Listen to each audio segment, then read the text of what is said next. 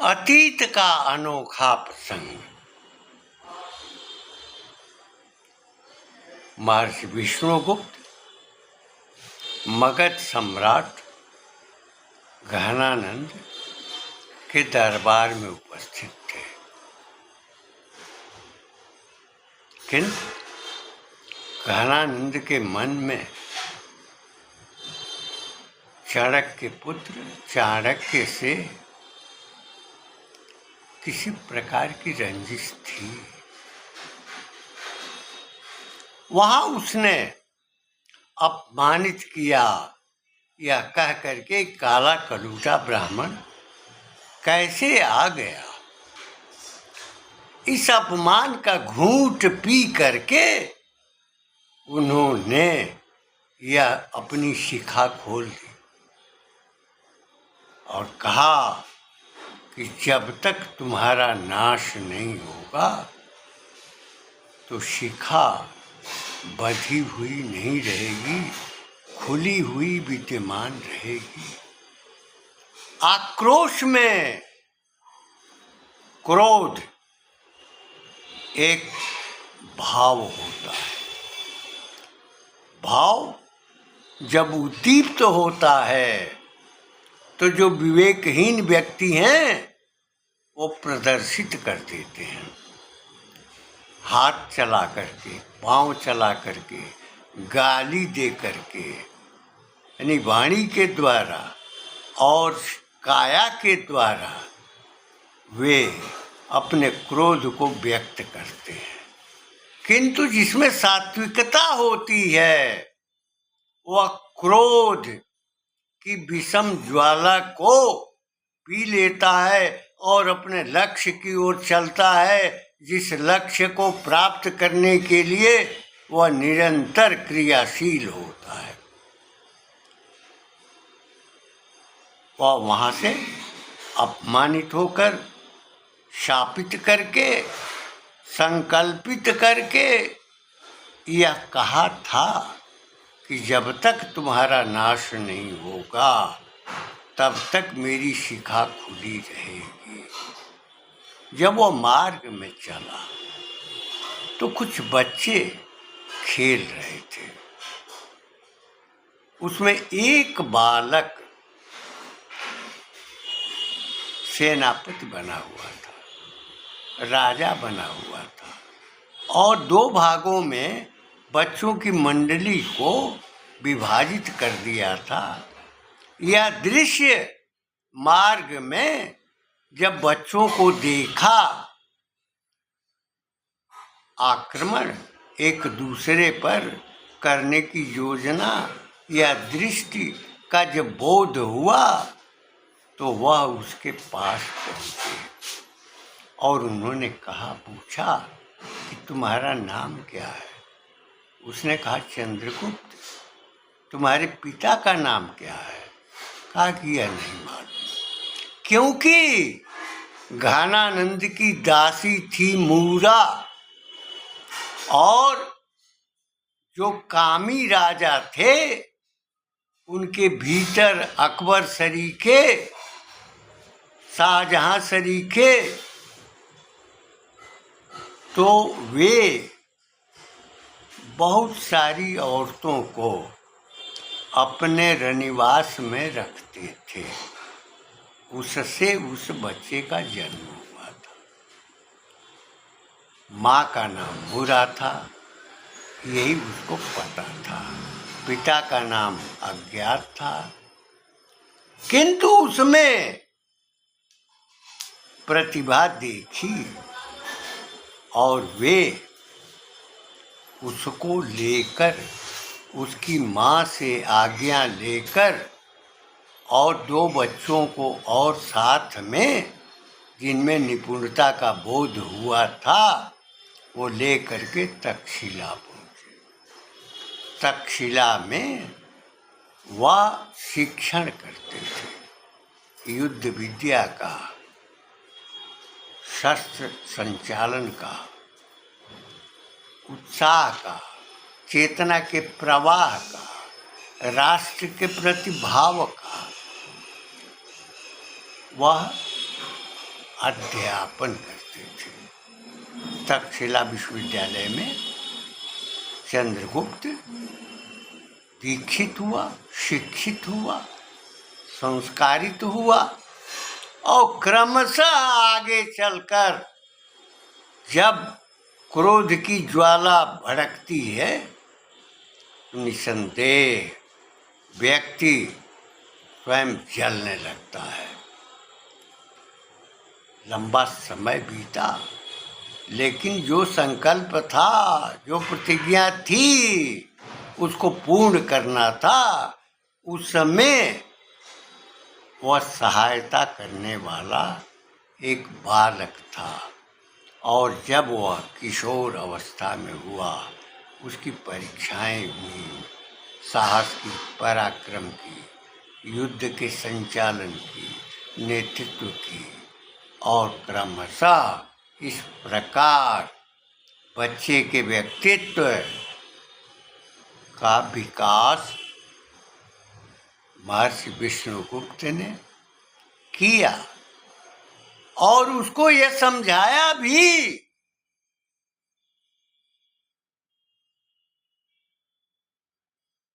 समझाते हुए यह कहा था कि त्यजेदेकं कुलस्यार्थे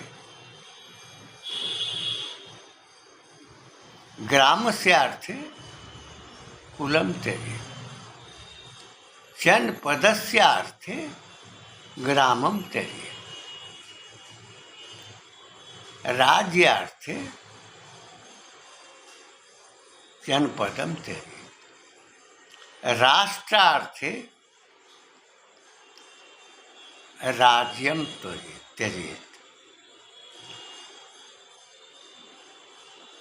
राष्ट्रार्थे राज्यं त्यजेत् किंतु आत्मार्थे पृथ्वीं त्यजेत्। यह संकल्प, यह शिक्षा, यह संस्कार उन्होंने पैदा किया कि एक को कुल के लिए पूरा समर्पित होना चाहिए, और फिर जब ग्राम के विकास की, सुरक्षा की, संरचना की संकल्पना हो तो कुल को त्यागना चाहिए और ग्राम को त्यागना चाहिए, और जनपद के विकास और व्यवस्था के लिए, संचालन के लिए ग्राम को त्यागना चाहिए। और जब राज्य या देश की मांग हो तो उसके लिए जनपद का भी त्याग करना चाहिए। और राष्ट्रार्थे राज्यं त्यजेत् किंतु आत्मार्थे पृथ्वीं त्यजेत्। यानी आत्मज्ञान के लिए, आत्मबोध के लिए, ब्रह्म ज्ञान के लिए, परमात्मा के बोध के लिए सब कुछ, पृथ्वी भी जिसके नियंत्रण में हो, दिशा में हो, तो उसको भी त्यागने में हिचकना नहीं चाहिए। यह बोध महर्षि चाणक्य ने तक्षशिला विश्वविद्यालय में चंद्रगुप्त को दिया। चूंकि मुरा के माँ का नाम मुरा था, इसलिए वह मौर्य हो गए। तो चंद्रगुप्त मौर्य को युद्ध कला, संगठन संयोजन की क्षमता, लोगों के भीतर भाव पैदा करना, देश के प्रति, राष्ट्र के प्रति जागृत करने की धारणा उसमें पैदा की, और धैर्य यानी धीरज, धर्म, मित्र, अरुणारी, आपद काल पर रखिए चारी, जो गोस्वामी जी ने कहा है। उस कालखंड के तो नहीं थे, लेकिन ये वैदिक बोध है कि धैर्य, धृति, क्षमा, दमो अस्तेयम, शौचम, इंद्रिय निग्रह। इस प्रकार 10 जो है धर्म का लक्षण बताया गया है और सनातन संस्कारों की बात की गई है, सनातन चरित्र और व्यक्तित्व की। तो महर्षि चाणक्य ने चंद्रगुप्त के व्यक्तित्व को इस प्रकार से संवारा, उसका व्यक्तित्व संपूर्ण रूप से विकसित हो गया और समय समय पर उसको दिशाएं दी, मार्ग बताया कि आपदा काल में तुम्हें क्या करना चाहिए। धैर्य रखना चाहिए, लेकिन अपने लक्ष्य पर अडिग रहना चाहिए। जो मन में है, संकल्प शक्ति है, उसको पूर्ण करने के लिए किसी भी स्थिति में अगर जाना हो तो तुम्हें जाना चाहिए। चंद्रगुप्त के भीतर वह साहस का संचार, देशभक्ति का विचार, संयोजन संगठन की शक्ति का संचरण महर्षि चाणक्य ने अपने 2-3 शिष्यों को भी, जो उसमें निपुण हो चुके थे, दिया और फिर वह मगध साम्राज्य के विनाश की दिशा की ओर चल पड़े। छोटी संख्या होते हुए भी चंद्रगुप्त ने धैर्य नहीं खोया और परिणाम यह निकला कि घनानंद का मंत्री, जो राक्षस नाम था लेकिन ब्राह्मण थे, राक्षस और घनानंद दोनों में विद्वेषिता पैदा कराने का कार्य महर्षि विष्णुगुप्त ने किया। कुछ दिनों के लिए जब वो अवकाश पर गए तो वहाँ उनको कुछ समझाया कि घनानंद आपके संबंध में क्या सोच रहा है, और घनानंद के यहाँ भी किसी को भेज करके समझाया कि जो आपके महामात्य हैं वे आपसे खिन्न हैं, आपसे दूरी बनाए रखना चाहते हैं। इस प्रकार अपनी बौद्धिक क्षमता, अपनी जो कुटिल नीति, जिसके कारण उन्हें कौटिल्य भी कहा जाता है, उन्होंने घनानंद और महामात्य में दोनों को अलग कर दिया। और इस प्रकार घनानंद जब निस्सहाय हुआ तो उस काल में चंद्रगुप्त के थोड़े से सैनिक उसके सैनिकों पर विजयी हुए, किंतु उन्होंने प्रत्येक सैनिक के मन में घनानंद के कृत्य और देश के प्रति निष्ठा, राज्य के प्रति निष्ठा का संकल्प बताया। इस प्रकार घनानंद की सेना में भी फूट हुई और इस प्रकार से बनाया संगठन का समूह, सैन्य संगठन का जुड़ गया। परिणाम यह निकला कि घनानंद मारा गया। जिस कालखंड में महर्षि चाणक्य एक झोपड़ी में एक दीप जला करके और राज्य कार्य के लिए कुछ लिख रहे थे, उसी समय राक्षस जो महामात्य था वो पहुंच गया और उसने ज्ञानानंद की हत्या और उनसे विलग करने का आरोप लगाते हुए महर्षि विष्णुगुप्त से युद्ध सा करने लगा। और जब वे जमीन पर आए तो स्वयं चंद्रगुप्त ने उन्हें पटक कर और जैसे ही अपनी तलवार उनकी गर्दन पर लगाई, महर्षि चाणक्य खड़े हो गए। रुको चंद्रगुप्त, रुको। जब दोनों खड़े हुए तो महर्षि चाणक्य ने, विष्णुगुप्त ने ये कहा कि आज से तुम मगध के सम्राट और ये तुम्हारे महामाते। इस प्रकार मन को जीतने का, संग्रहित करने का, एकत्व लाने का बोध पैदा करना चंद्रगुप्त के मन में, और जो महामात्य था पूर्व का, उसके भीतर पश्चाताप की भावना पैदा हो गई कि हमने कौन सा अपराध किया। अपराध किया क्योंकि एक कुशल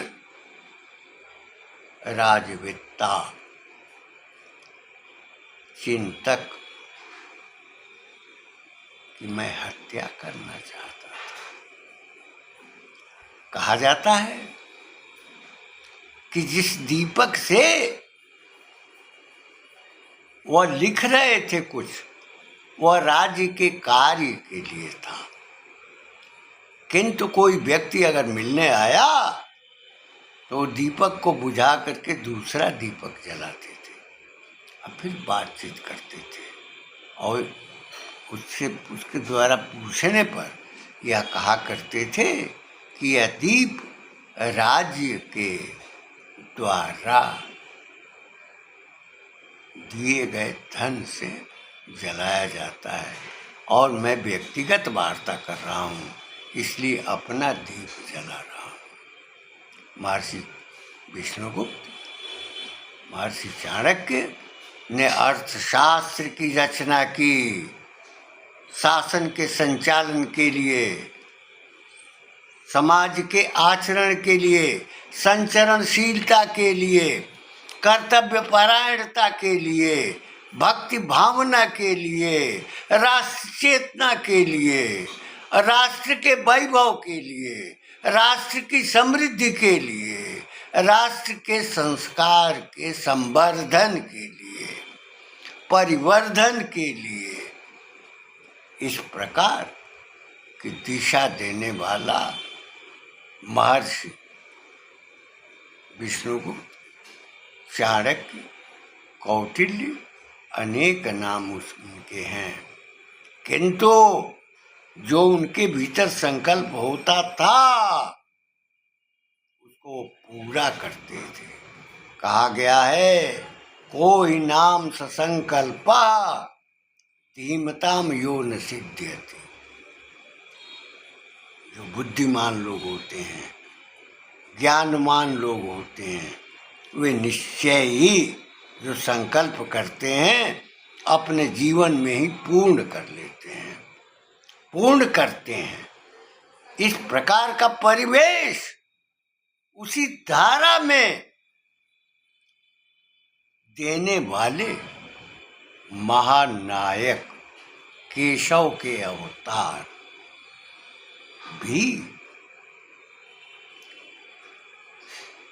हमारे बीच उपस्थित हैं, बीच में हैं। बगल में महाकवि जयशंकर प्रसाद हैं और उनके बगल में गुरु तेग बहादुर सिंह हैं।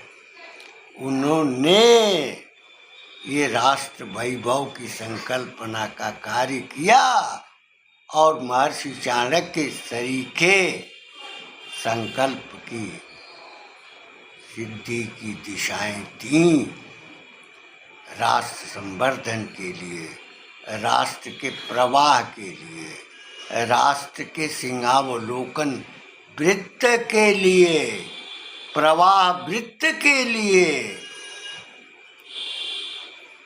जिसमें निरंतर प्रवाहित होने की भावधारा विद्यमान रहती है, वह न केवल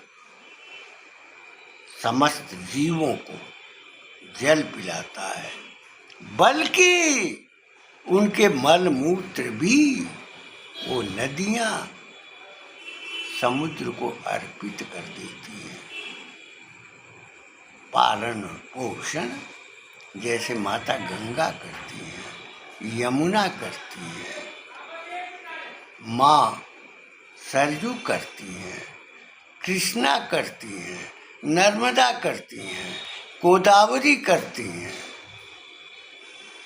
और बहुत सारी नदियों का जाल भारत में, यानी भरतखंड, भारतवर्ष, आर्यावर्त, तो इस प्रकार हमारे देश का नाम है।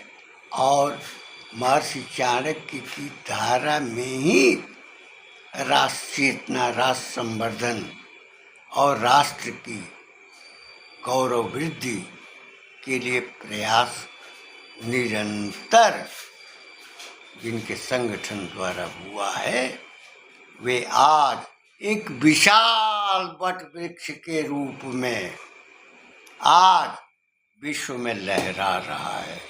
बहुत सारे संगठन अपनी 10 वर्ष की आयु में, 5 वर्ष की आयु में, 20 वर्ष की आयु में समाप्त हो जाते हैं, लेकिन उन्होंने जो संगठित स्वरूप खड़ा किया, 100 वर्ष बीतने के बाद भी उसका विशाल स्वरूप दृष्टिगत हो रहा है। यह निश्चय ही स्वीकार करना चाहिए कि जो भी लक्ष्य बनाया है उस लक्ष्य को प्राप्त करना चाहिए, क्योंकि बीच में बाधाएं होंगी, प्रतिशोध के भाव होंगे, किंतु उन सब से विरहित होकर अपने लक्ष्य की ओर कायम रखना जिस व्यक्ति में होता है, वो निश्चय ही अपने संकल्प को, अपने प्रण को, अपनी प्रतिज्ञा को पूरा करता है। उसका भी संस्कार उन्हीं के द्वारा हजारों हजार, लाखों लाख, करोड़ों करोड़ लोगों को मिला, जिसमें साहित्य है, राजनीतिक दल हैं, संगठन हैं, छात्रों के मध्य इस प्रकार राष्ट्र चेतना का संवर्धन करने वाले महानायक महर्षि चाणक्य की भावभूमि, ज्ञान भूमि में अनुसृत होकर पूर्णत्व को प्राप्त कर चुके हैं। उनके प्रति सतत श्रद्धा रहती है। श्रद्धा समर्पण है। जो व्यक्ति जिसका आदर करता है, तो आदर के समय दोनों अलग अलग होते हैं, या प्रेम के समय दोनों अलग अलग होते हैं, किंतु जब उसमें निहित हो जाए, अपने अस्तित्व को समाप्त कर उसमें निहित हो जाए, तो वही श्रद्धा का स्वरूप होता है। तो इस प्रकार करोड़ों लोग श्रद्धा भाव से जिनको स्मरण करते हैं, जिनके भीतर ज्ञान का प्रवाह था। भारतीय स्वतंत्रता के लिए जो बलिदानी थे, उनकी विधिक, आर्थिक और प्रेरक सहायता का उद्देश्य था। इस प्रकार से महर्षि चाणक्य ने चंद्रगुप्त को तैयार किया और दर्जन भर अपने छात्रों को तैयार किया संघर्ष के लिए। उसी प्रकार इन्होंने लाखों करोड़ों से करोड़ों लोगों तक अपने संस्कार डाले। जो संस्कार सेवा के थे, जो संस्कार सहायता के थे और उसमें सतत क्रियाशीलता में कार्य करने वाले आज भी विद्यमानता में हैं और क्रियात्मक रूप से क्रियमाणित होकर वे कार्यरत हैं। महर्षि चाणक्य, महर्षि विष्णुगुप्त या कौटिल्य, जो भी नाम उनके हैं, उनको स्मरण करते हुए यह माना जाएगा कि वह साहित्यकार भी थे, वह चिंतक भी थे, वह दार्शनिक भी थे, राष्ट्रभाव के प्रणेता भी थे और अपने देश को सुरक्षित करने की योजनाएं भी उनके पास थीं।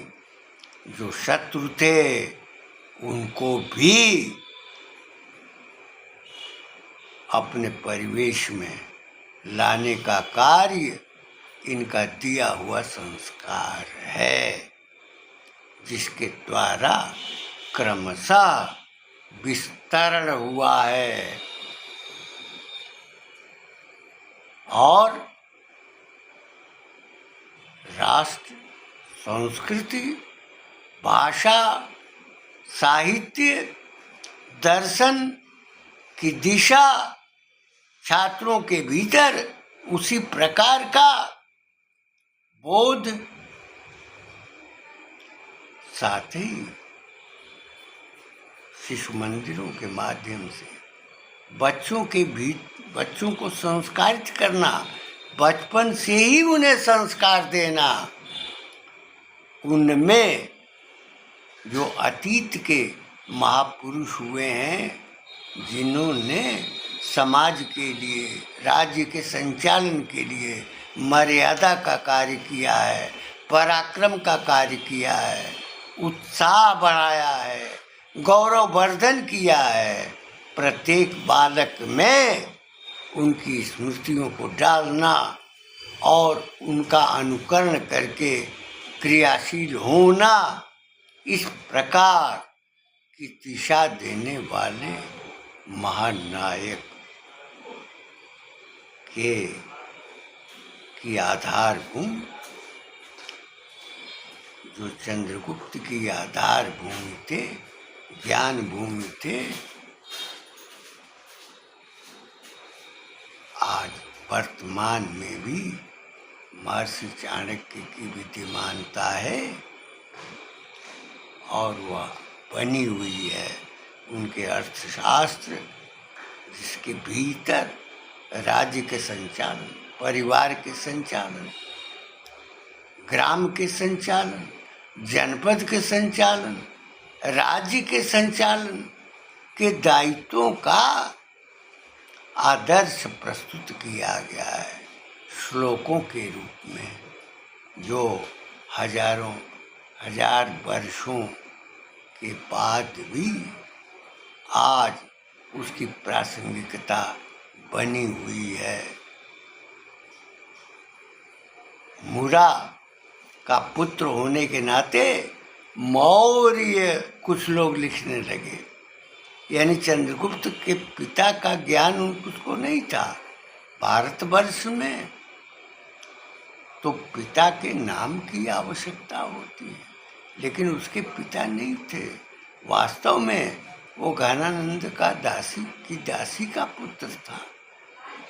बड़ा गर्वपूर्वक सनातन का विरोध करते हैं, सनातन की आलोचना करते हैं, और जो राष्ट्र का संस्कार दे रहा है उसकी भी निंदा करते हैं, और अपने नाम के पीछे मौर्य लगा लेते हैं। वास्तव में वे कुशवाहा हैं, कुश के वंशज हैं, लेकिन वो चंद्रगुप्त मौर्य कहने से वे अपना गौरव समझते हैं। लेकिन चंद्रगुप्त मौर्य में तो पराक्रम था ही। उन्होंने मगध के साम्राज्य के शासक को समाप्त भी किया था। अपने गुरु की संकल्प की पूर्ति के लिए, और गुरु के भीतर वह शक्ति थी कि जब उनको क्रोध होता था, अगर कुछ से गड़ गया उनके पाँव में तो उसकी जड़ में मट्ठा तक डालते थे। इस प्रकार का प्रज्वलित आक्रोश और क्रोध उनके भीतर था, लेकिन वह व्यक्त नहीं होता था और आसानी से किसी को समझ नहीं आता था।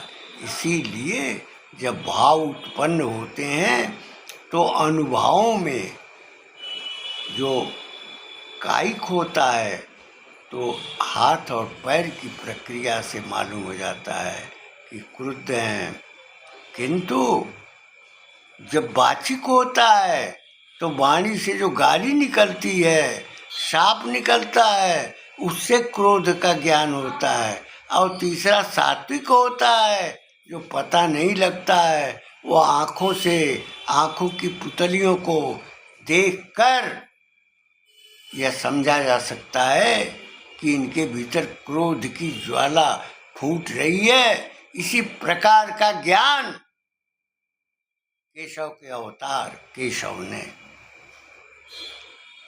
सबके भीतर अपने भावों को अपने भीतर समेटते हुए अपने लक्ष्य को प्राप्त करने की दिशा दी है।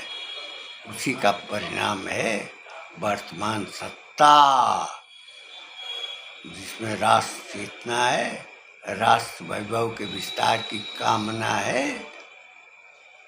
उन्हीं के द्वारा, उन्हीं के संगठन के द्वारा पोषित, संस्कारित, व्यक्तित्व विकसित अनेक महापुरुषों ने समाज को अपना आदर्श दिया है, दिखाया है। सत्ता के संचालन की क्षमता का आलोक भी उनके भीतर दिखाई पड़ता है। मैं अपनी वाणी को विराम देते हुए यह कहना चाहूँगा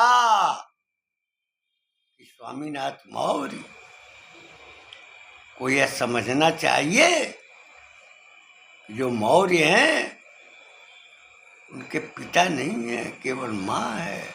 और भारत में पिता विहीन को समादर नहीं मिलता है। पिता विहीन का मतलब कि जिसके पिता का नाम ही न हो, क्योंकि यह तो मातृभूमि है, पितृभूमि है। इसको पूरा जीवन समर्पित करने वाले लोगों का एक सामूहिक स्वरूप खड़ा करना सबके वश में